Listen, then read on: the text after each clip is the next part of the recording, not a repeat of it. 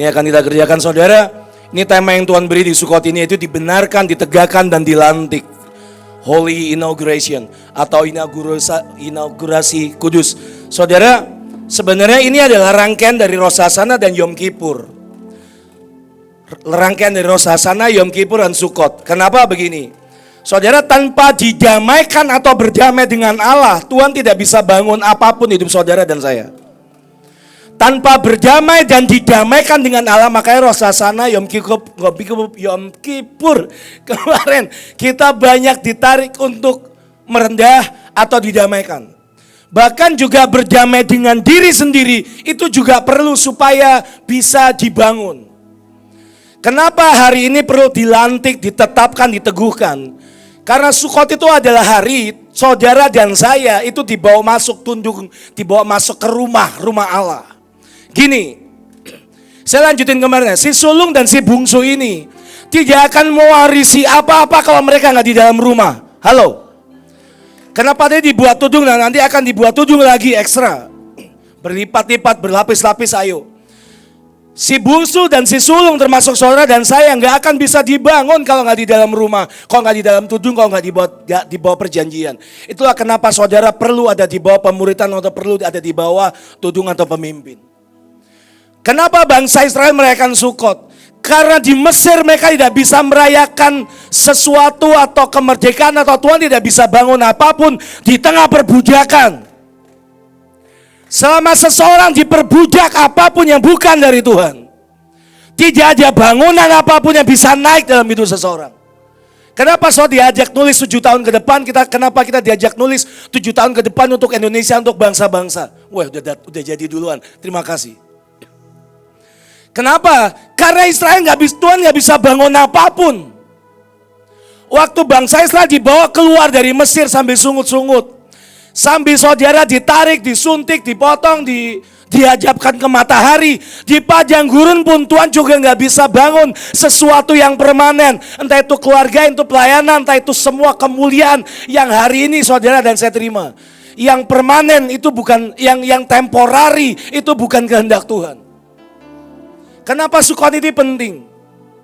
Karena ujungnya si bungsu, si sulung harus masuk ke dalam sini. Baru proses bangunan bisa dibuat. Baru semua janji dan firman Tuhan itu bisa ditegakkan, saudara. Dan yang Tuhan buat dari itu waktu bangsa Israel, waktu saudara dan saya kenapa harus nyari Kanaan sendiri? Kenapa saya harus pegang Bokor? Kenapa saya harus pegang Papua atau tempat-tempat lain? Kenapa kita diutus ke bangsa-bangsa? Karena itu Kanaan yang cuma bisa dimenangkan lewat peperangan. Dan saudara dan saya, Tuhan gak bisa bangun sesuatu di tanah kontrakan. Bisa sih temporary, sementara. Semuanya cuma sekedar tenda. Kenapa kita berkata bahwa kemuliaan dari rumah yang baru ini akan jauh lebih besar dari kemuliaan dari sebelum-sebelumnya? Karena yang ini akan tinggal tetap dan kuat dan teguh. Sudah bukan sekedar atau temporary, Kalau saudara sedang coba ditarik Tuhan, dibawa peperangan, karena Tuhan pengen bangun sesuatu. Dan Israel harus dibawa pulang. Si bungsu, si sulung harus masuk di bawah tudung. Harus masuk ke dalam, karena disitulah semua warisan diberikan. Semua urapan diberikan, kuasa diberikan, dan bangunan yang saudara harapkan dari semua destiny yang saudara sudah tulis selama 7 tahun ke depan untuk Indonesia, untuk bangsa-bangsa. Baru Tuhan tegakkan, tegak berdiri. Alkitab berkata di Mazmur bahwa Tuhan menegakkan kebenaran kerajaan, itu rising up. Artinya dari kecil lama-lama gede. Tumbuh, naik, tegak. Gak belok, gak serong, gak nyeleweng, gak aneh-aneh. Gak error. Nah, Sukot ini penting, saudara. Karena di situ Tuhan akan buat banyak hal. Kata Sukot dari suka. Tabernakal terdiri dari 3 kata. Suka itu dibagi di 3 kata, 3 huruf, sakak, sok dan cakak. Sakak itu artinya di knit together, dipilin, dijalin, apa sih bahasanya penjahit? Dirajut, dijalin, dipilin jadi satu. Kenapa saudara dan saya diteriakin menyatu dengan Bapa, Putra, Roh Kudus? Karena begitu saudara dan saya dijalin jadi satu, kita bisa dibangun. Kenapa saudara diajak sepakat dengan pemimpin supaya dijalin jadi satu dan bisa dibangun. Ini harus dijalin, ini harus dirapetin, harus jadikan satu. Kata sakak itu ditenun, dijalin jadi satu. Dan kata kedua dari sukot atau sukah ada kata sok yang artinya hiding place atau tager atau tabernacle atau tersembunyi. Di sini saudara disimpan, disembunyikan. Mau iblis datang dalam keadaan apapun, bukan cuma saudara dan saya, tapi bangsa kita dan bangsa-bangsa disembunyikan di sini. Yang di dalam sini nggak bisa disentuh oleh apapun yang dari iblis. Kata ketiga ada cakak yang artinya cover, pertahanan, pagar, mengatur, bahkan shut up atau ditutup, dikhususkan, ditutup, dikunci, dimeteraikan. Langsung ya saudara. Mazmur 893 sebab kenapa ditegakkan saudara? Banyak orang naik turun, banyak orang kiri kanan, ragu, sudah jalan 1 tahun, mundur lagi, udah ngerjain ini, mundur lagi, minder, gak pede, dan itu terus menerus terjadi. Saya salah satunya saudara. Kenapa Tuhan mau buat tegak? Karena yang tegak baru bisa dibangun. Saudara gak mungkin bangun di atas pilar yang bentuknya begini. Atau yang patah di tengah. Bisa sih ditarik kain doang, gak bisa dibangun tembok. Kenapa Tuhan mau buat saudara dan saya tegak, bangsa kita tegak supaya ayo bangun. Supaya semua kemuliaan yang dijanjikan, yang difirmankan semua nubuatan itu bisa jadi dan genap dan di daging ini bisa dipegang. Halo? Amin. Ditegakkan. Sebab kasih setiamu dibangun untuk selama-lamanya, kesetiaanmu tegak seperti langit. Ini tegak, ini rising up to the sky. Itu muncul terus naik, tegak lurus. Roma 11 ayat 20, baiklah mereka dipatahkan karena tidak percayaan mereka, dan kamu tegak tercacak karena iman. Kamu tegak tercacak karena iman. Kisah Para Rasul 14 ayat 8 sampai 10, di Listra ada seorang yang duduk saja karena lemah kakinya dan lumpuh sejak ia dilahirkan dan belum pernah dapat berjalan.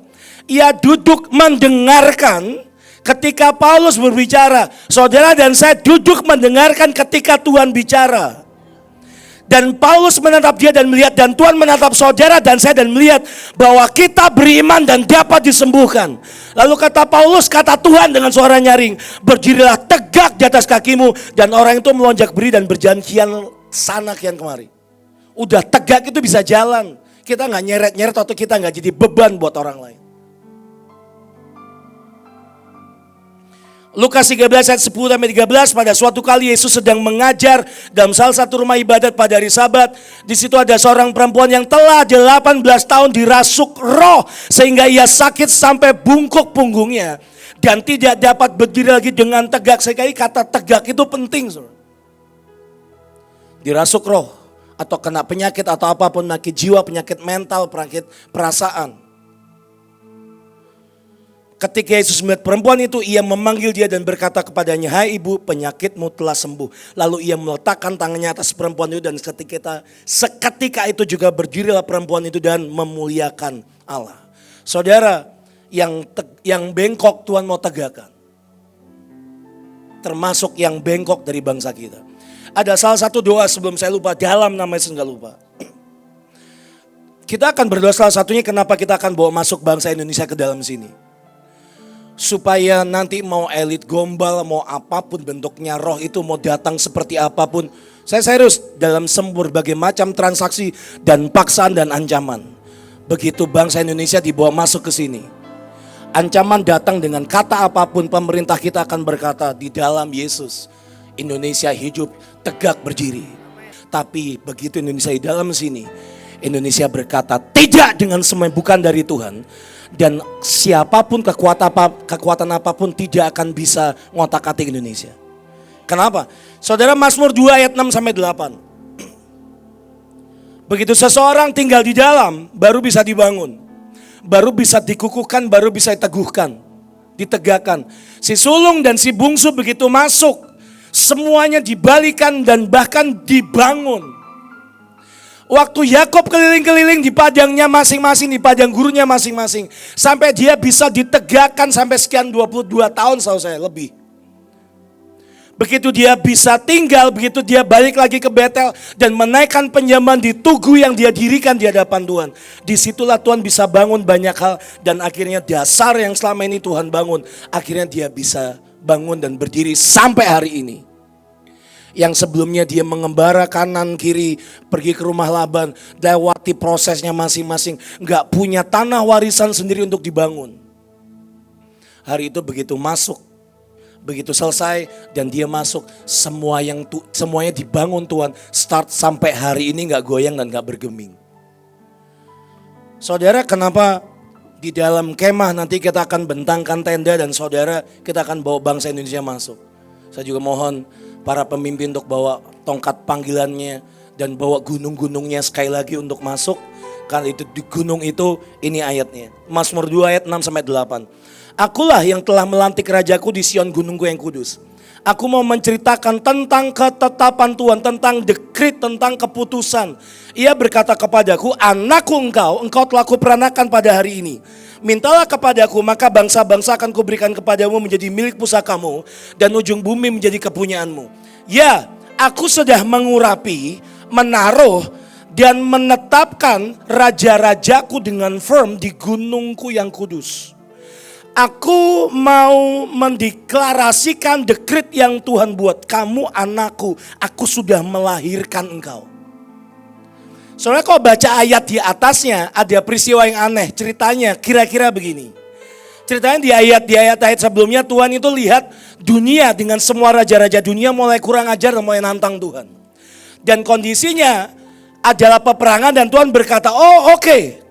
Kamu nantang, mau menurunkan atau mau menantang aku. Oke, kita buat sebuah perhitungan. Ayatnya bilang begitu. Oke, kita buat perhitungan, ayo kita perang. Tuhan berkata seperti itu. Halo? Tuhan lihat kondisi dunia hari ini dengan iblis dan tetek bengeknya dan fasilitas dan semua utusan iblis. Dan Tuhan berkata, oh kamu mau buat perhitungan denganku. Oke. Aku buat perhitungan dengan engkau. Dan hari ini aku mau melahirkan anak-anakku dan melantiknya di Sion. Halo? Saudara, dengarkan ini dalam nama Yesus. Tuhan mencintai saudara dan saya.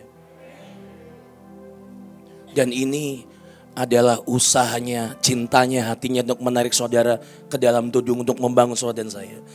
Dan di ayat ditulis di terjemahan yang lain, Passion Translation kalau nggak salah bilang gini, dan Tuhan menggetarkan mereka dengan jalan membuat sebuah inaugurasi, dengan membuat sebuah pengangkatan, penetapan dan pelantikan. Begitu Tuhan melihat kondisi dunia, ancaman yang iblis buat, tuntutan dan semuanya, kondisi ancaman peperangan, kemiskinan, kematian, permainan Tuhan-Tuhanan yang dibuat oleh raja-raja dunia. Tuhan menggetarkan mereka dengan membuat sebuah pengangkatan. Siapa yang diangkat? Saudara dan saya. Diurapi di Gunung Kudus. Diurapi di Sukah. Di mana itu? Di pondoknya Tuhan. Halo. Saudara, caranya gimana? Saya minta saudara atau para penari boleh minta tolong saudara, saya minta semua saudara tidak ada yang tidak pegang senjata. Gede-gede boleh, pinjem aja punya penari. Saya mau ajak saudara datang di hadapan Tuhan sebagai orang yang diurapi. Pegang senjata yang kekuatan saudara paling besar, saudara pegang bunga, lari ke depan, lari penuhi tempat ini terserah saudara. Mensisakan di sini untuk kita mau buat tudung, di bawah Sukah. Indonesia akan dilantik, dikhususkan, dikuduskan, tidak bisa dibelokkan dan akan ditegakkan Tuhan dari segala sesuatu yang serong selama ini. Halo.